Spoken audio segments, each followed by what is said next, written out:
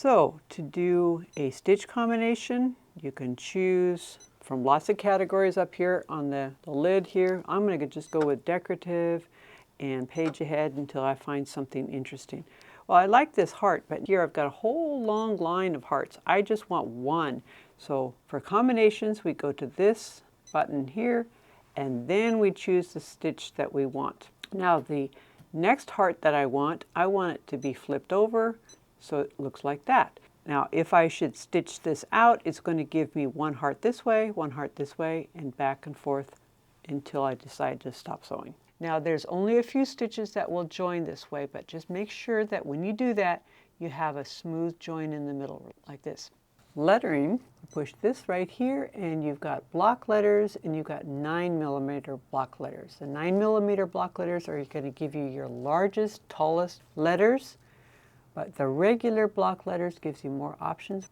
You can also add spaces down here, and it's not going to have a little square like that. It's going to actually just give you a stitch going from one to the other. Also, with these arrows down here, you can get into numbers, punctuation, as well as European letters.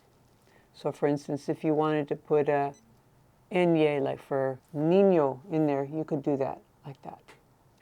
This is an example of combining lettering with decorative stitches, and I'll show you how that's done. The block lettering is going to give you upper and lowercase letters as well as small and large letters. Let's go ahead and spell the word baby. So we have capital B, lowercase a, B, Y. There we go. Let's say we had lots of words and symbols here, and we wanted to see what the whole thing looks like. That's what this little magnifying glass is for, and that would show you the whole thing. It would still stitch out all in one long line, but it can show you if you have a really long sequence here. So let's get out of that for now. Now, I also want to show you how you would change one of these letters here. You've got these arrows right here.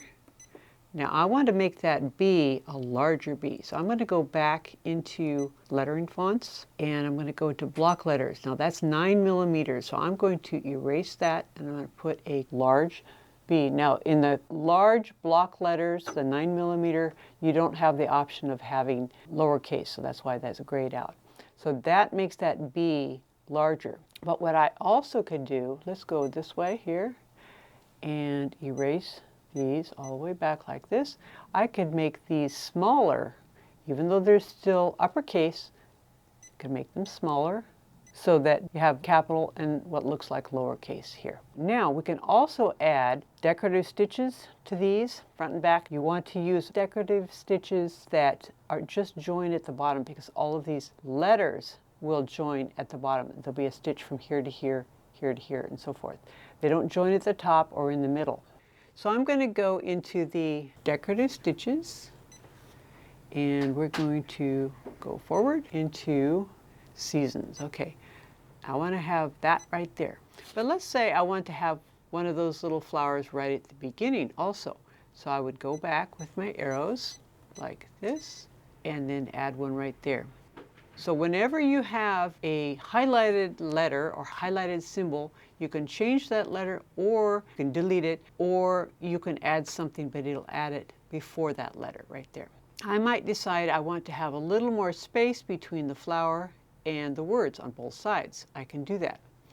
Go back into decorative stitches, go back, and there's an area called bridge stitches. Now what these do, they give you an extra stitch, or 3 or 2, depending on what you're going for, right at that point. Now I want to do just an extra 1 stitch right there.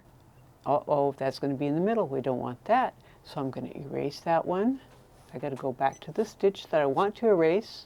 Notice what I'm doing. And then I want to put it at the bottom right there.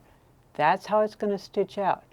Now I want to go ahead and remember the one that we've highlighted, it will put our extra stitch right before that. So that's what I want right there. That's going to give a little bit of space. That would also work if you had a whole line of these stitches, but you wanted to have an extra space between each one. So you'd have one of those, and then you'd add one of these. Now bridge stitches are really useful But let's say we have a couple of these here and I want to put a bridge stitch right there, but notice it's not way at the top, it's not way at the bottom.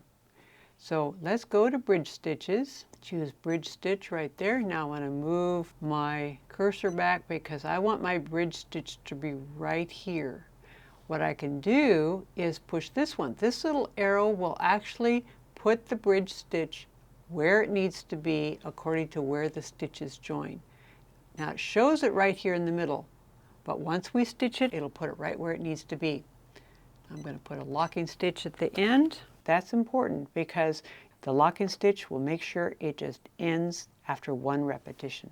When you're doing lettering on thin fabric like quilting cotton, you want to use a tearaway stabilizer, something that will help keep those letters flat. Here I've done some zigzag and you can see without the stabilizer it doesn't look very flat. Here it looks nice and flat. I've got my stabilizer, press your foot down and start stop. Here we go.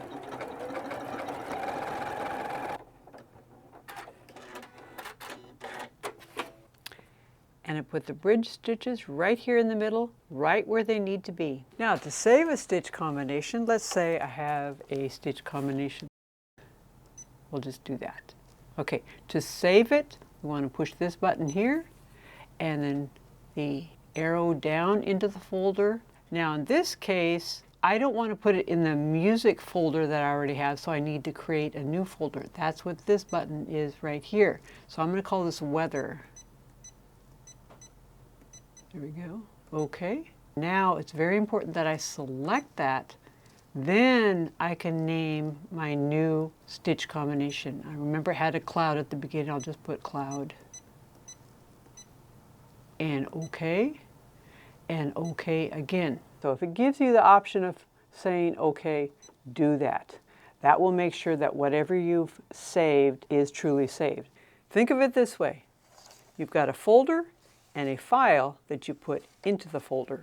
Now, to test that, to make sure I've got it into the memory, I'm going to go back to regular stitches right here, and then I'm going to retrieve it. So to retrieve it, it's this button right here. Then I go into weather, cloud. There we go. I successfully saved it and retrieved it. Oh, by the way, you can also change this to like a keyboard. Sometimes it's easier to have this kind of keyboard here.